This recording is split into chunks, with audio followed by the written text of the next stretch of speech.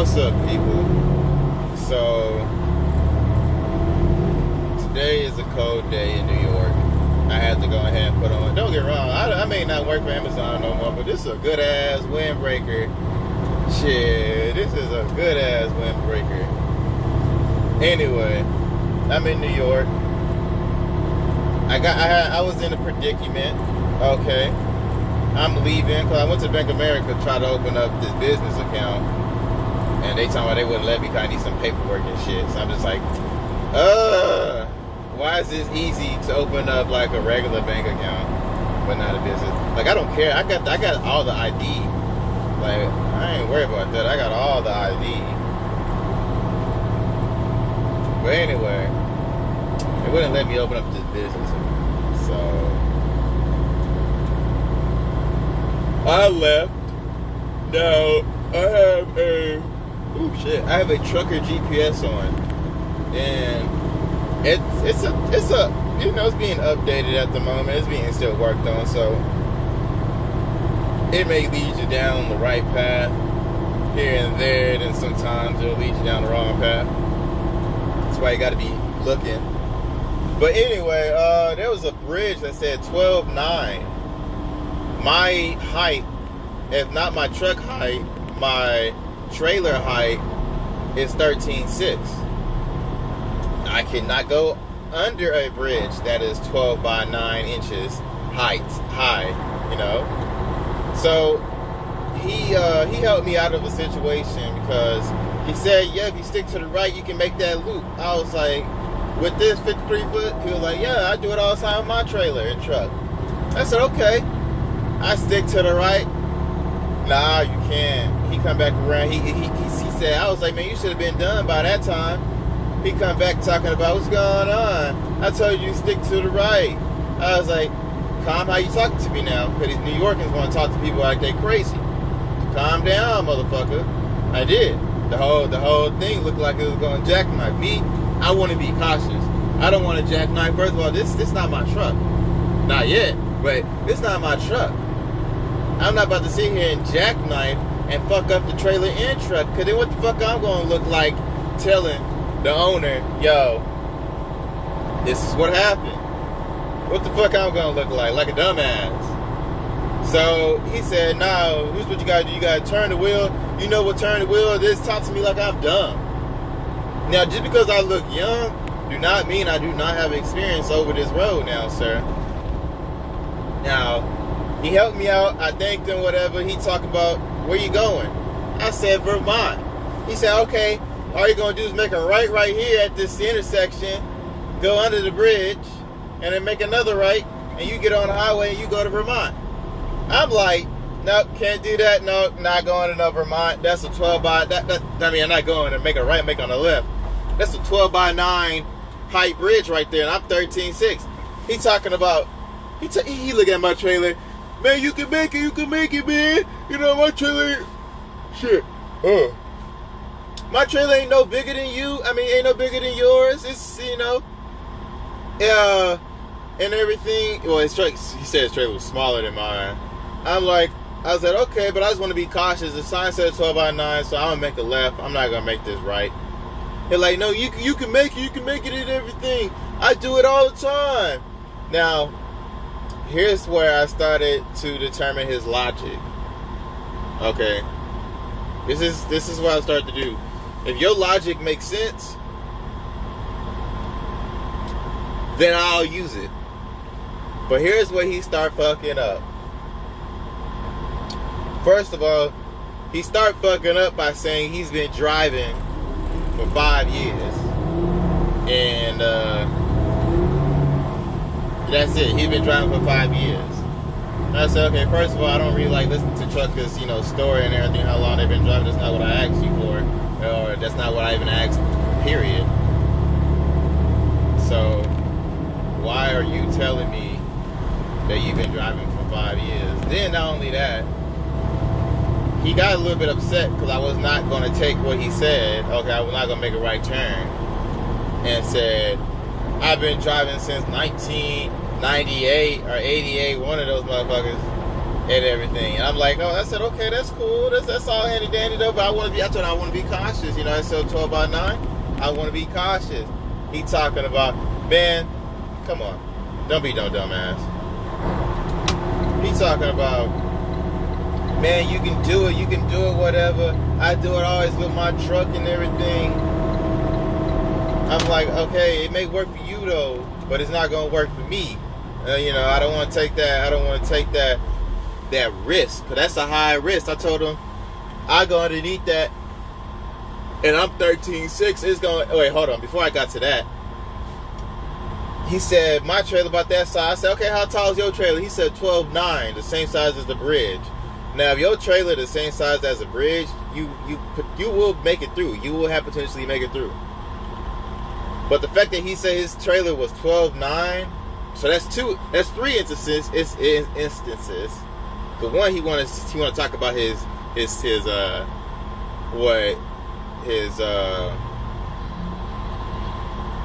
what's the goddamn word? What's the fucking word, guys? His experience. Then he changed it up. How does 5 years turn since you've been driving since 1998 or 88? One of those hoes. It was 88 at the end of it.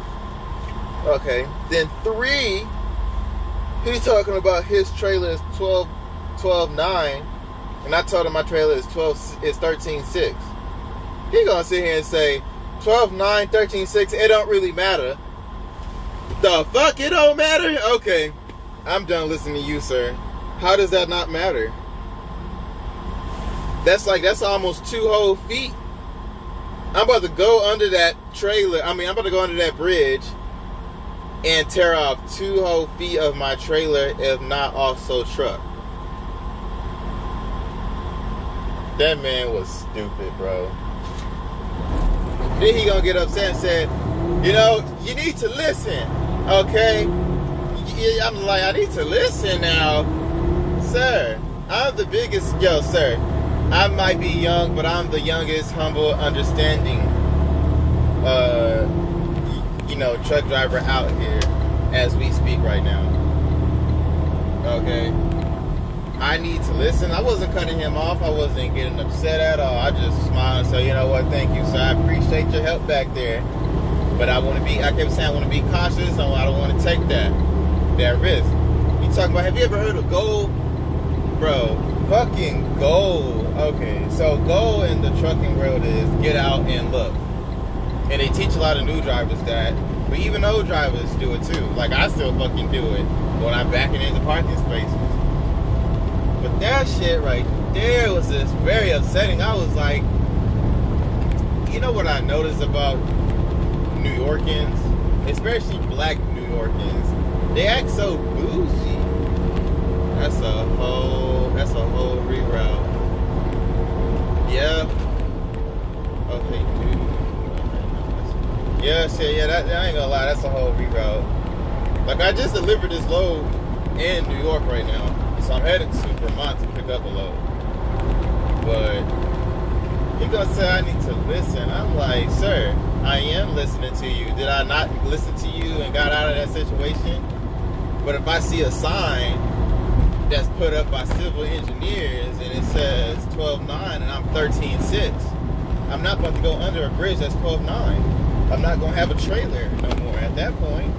And then at that point, the police might come, they might drug test me, breathalyze, and be like, sir, how did you not see this sign? I can't, that's one reason why I don't like going to New York. I don't like going to New York because the areas are small. Now, I know how to maneuver around these small areas, but it's really the people in New York, okay? Yeah, they may say it's the, what's it called? It's the accent and everything is how they talk, but no, they got bad attitudes. Bad attitudes. And honestly, I ain't tripping. I'm not surprised, for the reason why they got their high COVID-19 cases. I'm not tripping at all. I'm not tripping because when I was at the shipper, I hope my wheel ain't flat though, it's real windy. When I was at the shipper, this man kept licking the... Okay, first of all, he had the papers separate. He had my bill of lading separate. And then he put them together. And then he licked his thumb to separate them again. And I'm just like, sir, why not just leave them separate? And I think that's just so disgusting that you keep licking your thumb in order to, like, you know, move papers around. I think that is just so gross. Like, come on, man. So many people touch that paper. I don't know. Like, I got that paper from California. Okay, them people touch the paper. The paper being all in my dashboard, on the side of the door, on the floor. That paper's been everywhere, man. It's been in my hands. It's been in my hands with my work gloves. And you really touching it, licking. I'm like, ugh. No wonder y'all got some high cases of COVID. Because y'all naturally dirty. Now, I know I can't speak for every New Yorker. But, man, if it looks like a duck, quacks like a duck, and walks like a duck, it must be a duck.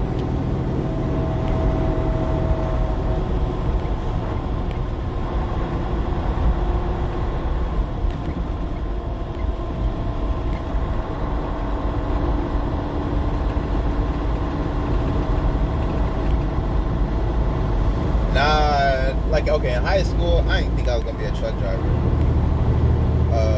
I'm really doing this truck driving right now so I can pay off my pilot school and everything. I'm trying to become a pilot, airline pilot, but that's gonna take money.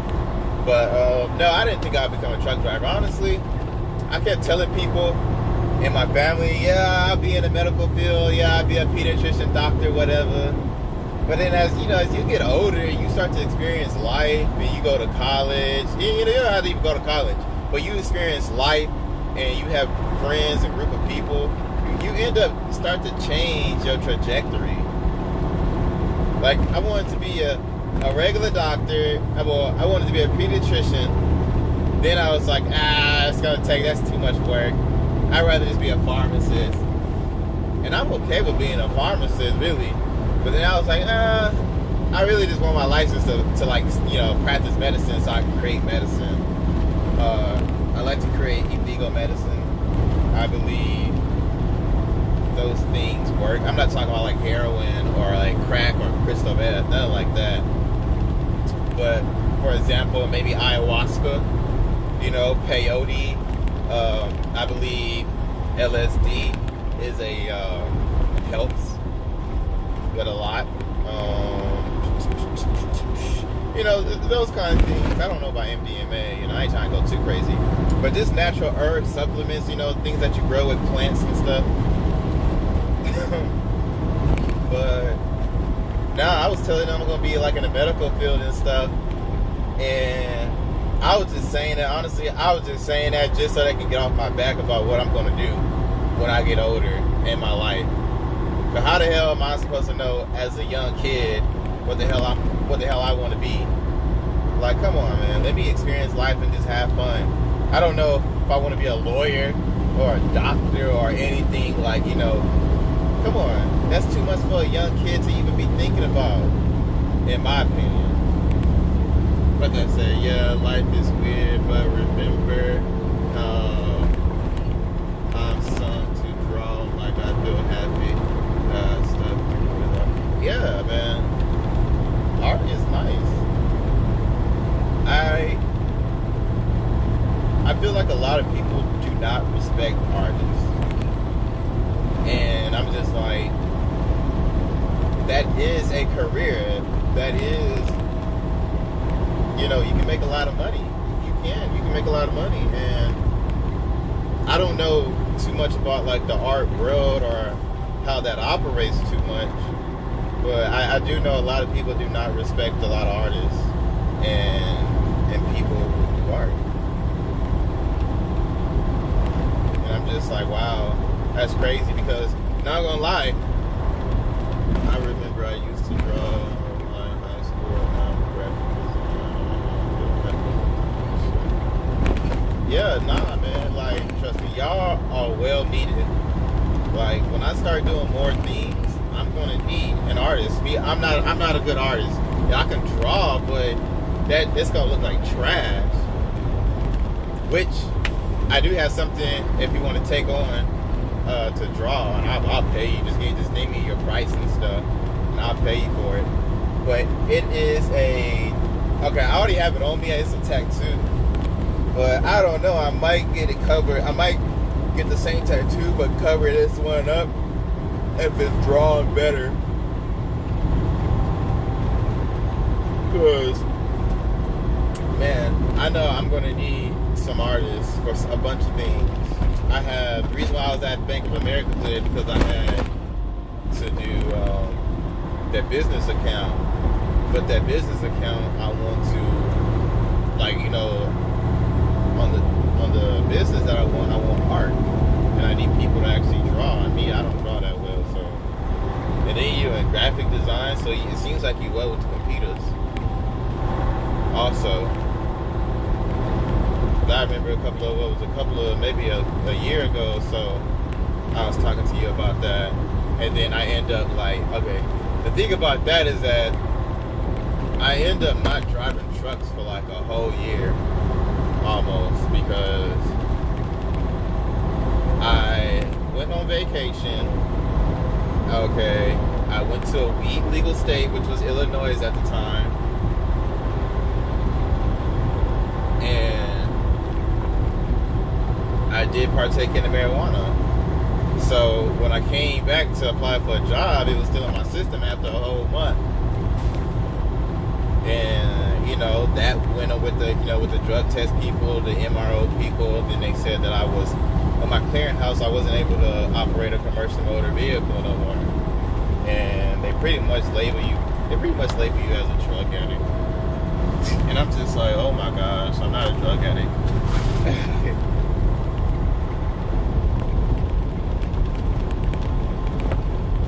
So I had to go through a substance abuse program, which is so stupid. Waste of money too. So I haven't been really making that kind of money like I was. I just got back in here. This is like my, I believe, third or fourth week. And I think this is my third week actually driving since I've been out here on thing. Using drugs doesn't mean drug addict, bro. I know it don't mean drug addict, but that's not the way the clearinghouse sees it. The Federal Motor Safety Carrier Association, which, the pilots, airplane pilots, truck drivers, some doctors, and I think it's like another group has to register with their clearinghouse. And just because I smoked marijuana for like that one time when Illinois legalized it recreationally, they will see you as a drug addict because, a drug addict and a drug abuser, because you don't have a license to use that kind of drug. And I'm telling you, that's how they think of you, man. That is how they see you out here. And it sucks because it's hard to get a job. Like, I only got this job right here because it's an owner-operator. And owner-operators take a risk with you. I mean, I get the worry. But damn, drug addict. Yes. I had to pay $560 for the program itself. And it was nothing. It was something that you do in health class in high school. You just sit down and look at a PowerPoint. Like, you don't have to, I was like, what the hell? This is ridiculous. After I talked to the counselor, she saw it. It was like, bro, there's no reason to be doing, there's no reason that you're here. It's just a shame that you're here. And she was like, you're not you're not an addict. You're not a drug abuser at all. Then she talked about, college. Of course she's a counselor, so we went to talk about college. And she was like, do you blame, not doing this, and do you blame this on marijuana? No, you shouldn't blame it on marijuana. Or you really should have blamed it on no drug, period. Honestly. Then people talking about, I was sad, so I had to go back to heroin. Now that might be a problem. but you shouldn't blame your feelings and your change of mind and you not completing maybe college or something like that on a drug. She was like, so what happened? You know, I was like, well, I got into college and then I met people and it expanded my mind. It really did. It expanded my mind. I did not want to be what my parents wanted me to be, even though it took me a while, because after I dropped, I don't like to say drop out, but after I left college, it was depressing. It was depressing because all my parents wanted was a degree. Like, they really respect the degree, but they don't respect anything else. And I'm just like, bro, okay, they don't respect anything else. And it took them a while. Like, I'm literally considered the black sheep of the family. That's all I was told. Not by my parents, but by my sister. So I'm just like, bro, it's whatever, man.